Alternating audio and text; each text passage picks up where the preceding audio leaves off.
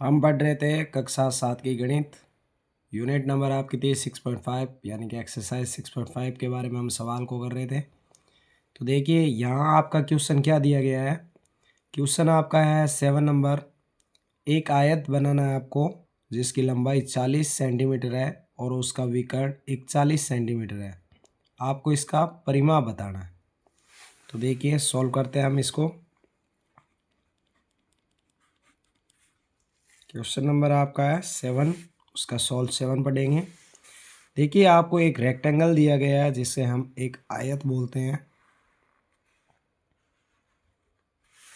ये आपका एक आयत है जिसकी आपको लेंथ यानी कि लंबाई आपको दे रखी है 40 मीटर और इसकी आपको विकर्ण दे रखा है। तो एक आयत में विकर्ण 2 होते हैं, तो आप इसको नाम दे दीजिए आयत को ए, बी, सी और डी। ये आपका आयत है जिसमें विकर्ण आप चाहें तो ए सी ले सकते हैं, चाहे तो आप एक विकर्ण बी डी ले सकते हैं। तो यदि मैं विकर्ण इसका लेता हूँ, ये विकर्ण आपका ए सी लेता हूँ। विकर्ण का मान क्या दिया गया आपको 41 मीटर दिया गया है। आपको इसका पैरामीटर यानी कि इसको आपको परिमाप ज्ञात करने का बोल रहा है। तो परिमाप होता है वो चारों भुजाओं का योग होता है A B, B C D और डी। तो देखिए हमें अगर इसका परिमाप ज्ञात करना है तो हमें इसकी लंबाई दे रखी है, हमें इसकी क्या ज्ञात करनी पड़ेगी, चौड़ाई। और आयत की आमने सामने की भुजाएं क्या होती है, समान। 40 ये मीटर है तो 40 मीटर ये आ गया, लेकिन हमें इसकी चौड़ाई हमें पता नहीं है। तो चौड़ाई ज्ञात करने के लिए मैंने लिखा माना चौड़ाई,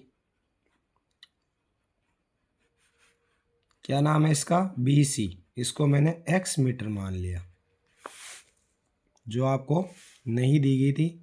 तो बी सी और ए डी ये दोनों ही आपकी क्या समान है। आप चाहे तो बी सी को ले लीजिए, चाहे ए डी को ले लीजिए। और क्या दिया गया आपको इसमें, और आपको मान जो दिया गया है वो दिया गया है विकर्ण। विकर्ण का नाम क्या है, ए सी।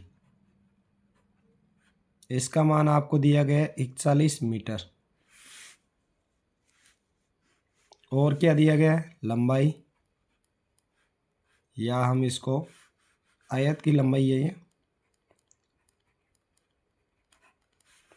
आयत की लंबाई को हम कितना लिखेंगे, तो ये आपका हो गया ए बी बराबर 40 मीटर।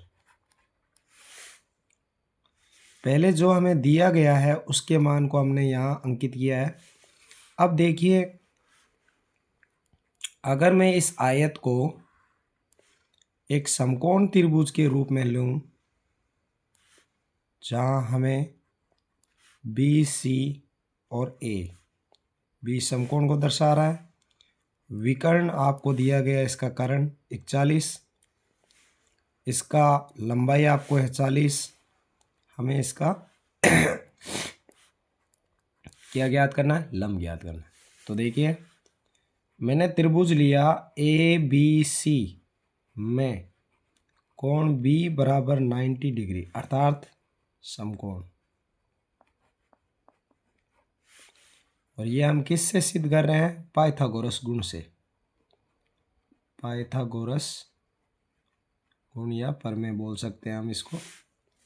क्या कहता है कि जब भी हमें लंब ज्ञात करना होता है तो कर्ण के वर्ग में से आधार के वर्ग को घटा दीजिए। तो यहाँ क्या सूत्र होता है, लंब का वर्ग बराबर कर्ण के वर्ग में से आप आधार के वर्ग को क्या कर दीजिए, घटा दीजिए। तो लंब देखिए, लंब का नाम क्या है, नाम दे दीजिए बी सी। ये लंब था तो बी सी का वर्ग बराबर कर्ण का मान आपका है, नाम है ए सी। ए सी के वर्ग में से आप क्या, ए बी का वर्ग को घटा दीजिए। तो देखिए कितना आएगा, 20 ए सी अपना हो गया 41 का वर्ग माइनस ए बी का मान हो गया 40 का वर्ग।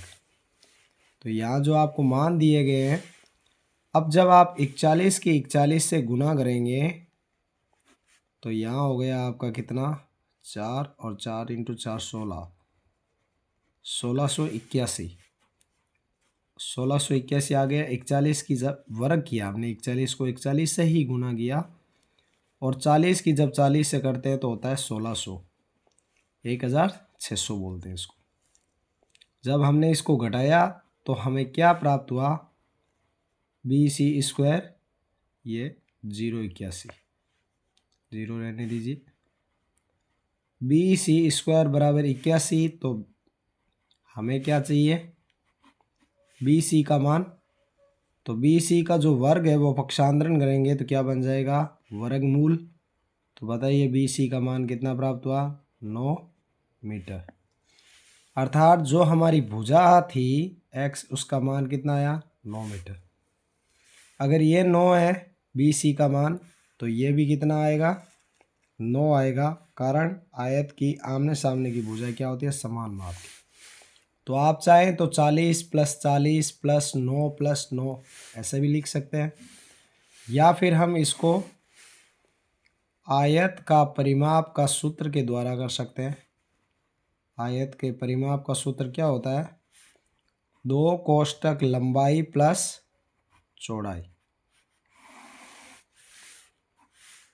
तो 2 का 2 लंबाई हमें कितना है, 40 मीटर।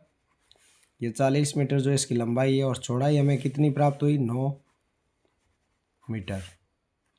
जब उन दोनों का ब्रैकेट के, यानी कि ये भी 40 का धनात्मक, ये 9 का धनात्मक, तो दोनों का जोड़ कर दीजिए। तो यहाँ कितना प्राप्त हुआ, 9 × 2 = 18, 1 4 और 1 9, तो 98 मीटर आयत ABCD का आपको क्या प्राप्त हुआ, परिमाप। तो इसी प्रकार से ये आपका सवाल कंप्लीट हुआ। यदि आप इस चैनल पर नए हो तो इसे सब्सक्राइब करें, वीडियो को लाइक करें, कमेंट करें। धन्यवाद।